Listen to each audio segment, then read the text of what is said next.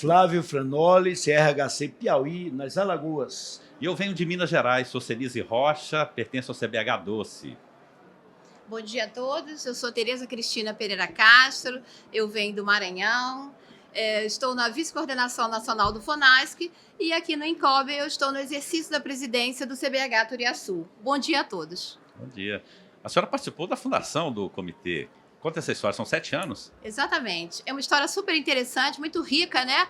Esse trabalho começa justamente há 7 anos atrás, quando o FONASC foi convidado, né, pela prefeitura do município de Santa Helena, né, através do prefeito Zezildo Almeida, para coordenar esse processo de mobilização e articulação para a criação do CBH Turiaçu. João Clímaco. Exatamente, né? Então, o CBH Turiaçu nasce, né, já dentro dos pressupostos, né, de todas as crenças que o FONASC acredita. E foi uma excelente oportunidade de colocar em prática, né? E realmente colocamos, né? Então, naquele momento, há 7 anos atrás, quando nós fomos convidados, já existia um processo muito grande de articulação e mobilização da sociedade. E um detalhe importante que, como a prefeitura de Turiaçu tem na sua gestão até o dia de hoje um prefeito, um homem público com uma visão ampla, participativa, de descentralização, foi muito oportuna a união da prefeitura com o FONASC, né? Foi colhemos muito frutos. E esse trabalho começa num processo de mobilização, de participação, entendendo a importância da participação da sociedade civil, né? Um processo muito capitaneado pelo esforço, pela garra, pela vontade, pela competência da sociedade civil, né, de nós criarmos mais um ator nessa governança das águas maranhenses, né, que com certeza ajudou e vai estar cada vez mais ajudando o Maranhão a avançar na sua implementação da política de recursos hídricos, né? Então, acho que esse é um ponto central aí, que já começa o comitê nascendo de uma forma inovadora, bastante inovadora. Né? Uma participação social intensa e um governo propositivo, ativo ao lado, caminhando, né? Os usuários também, da sua missão, caminhando lado a lado. Bom, e aí esse processo começa com várias articulações, uma bacia que abarca cerca de 17 municípios. O principal rio é o Rio Turiaçu, uma média de 1.400 quilômetros de rio, uma área muito interessante, a área da Baixada Fluminense, que é uma parte da Baixada Maranhense, uma parte onde ele tem uma característica muito grande, apesar dele nascer no município, no Alto Turi, é um município chamado Araguanã, onde ele nasce, certo? E depois ele vem caminhando, ele se encontra na Baixada, uma área rica, né? Como se fosse um Pantanal maranhense, né? Com uma riqueza histórica, uma quantidade de água gigantesca, e uma característica arqueológica muito importante, né? Lá nós temos registros de sítios arqueológicos datados da pré-América, certo? Com construções muito interessantes. Eu, que a minha formação da área da engenharia civil, eu fico encantada com as estearias, né? Construções feitas no leito do rio, de alturas gigantescas, né? E com assim, uma obra de arte, né, fantástica, né? Que naquele tempo, que tecnologias que nós tínhamos, né, para fazer essas construções e de tamanhos consideráveis, certo? Dona Tereza Cristina, 7 anos, só está falando aí sobre os primórdios, né, o surgimento do comitê. E todo esse contexto é muito rico, né, a gente vê. Mas o que foi possível conquistar ao longo desses 7 anos? Bom, vamos lá. Nesses 7 anos, acho que a conquista principal foi exatamente um marco da participação da sociedade civil na efetivação do CBH Turiaçu. Isso é um marco, acho que talvez sem a menor pretensão, mas um marco nacional. Eu já sei o nome, é Tacho Grande. Então, a cidade de Tacho Grande, olha que negócio interessante, bem gostoso de se falar, não é? É uma panela grande, uma bacia grande. E bacia está ligado direto ao nosso conteúdo, que são as águas. Você diria que daqui para frente, a implantação da cobrança, a implantação dos mecanismos de avanço para grande discussão e prática, né? Porque se a gente ficar só discutindo e não praticar aquilo que nós discutimos, aquilo que as grandes discussões acirradas acontecem, a gente não vai para lugar nenhum. Então, no seu comitê, na sua bacia, tem sido discutida a questão da cobrança da água? Há quantas anda essa discussão? Olha, vamos lá.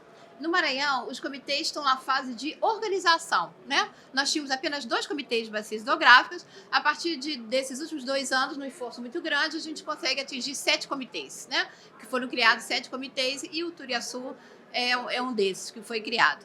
Então, na verdade, nos organizando, estamos na fase de... já temos, né, fomos criar a nomeação e agora estamos na fase de criar o arcabouço legal jurídico, aprovação de regimento interno, né, aprovação de regimento interno, de toda essa documentação que vai nortear os nossos trabalhos. E a nossa ação número 1 está sendo a elaboração do plano de bacia. Né? Nós estamos com uma parceria com a Universidade Federal do Maranhão, construindo essa parceria através do curso de Engenharia Ambiental, né, para que ele possa ser um parceiro estratégico, né, junto desse momento da construção do plano.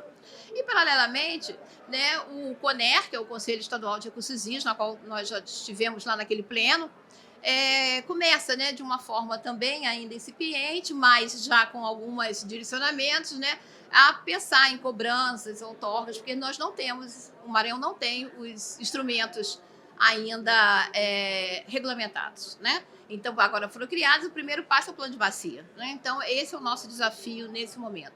Mas o que eu vejo que o Comitê Turiaçu, ele passa a ser um indutor de todo esse processo, né? Um indutor de forçar o Estado, de ajudar o Estado a implementar a gestão de recursos hídricos, né? E como que a gente conseguiu fazer isso? Como a gente está conseguindo? Através da informação, da capacitação, né? O FONASC investiu horas e horas de capacitação, de treinamento, de várias oficinas em toda a bacia, né? Para que a gente conseguisse criar um grupo de excelência, né, capaz de entender, compreender a política de recursos hídricos, participar com seriedade, com competência, que é fundamental, né?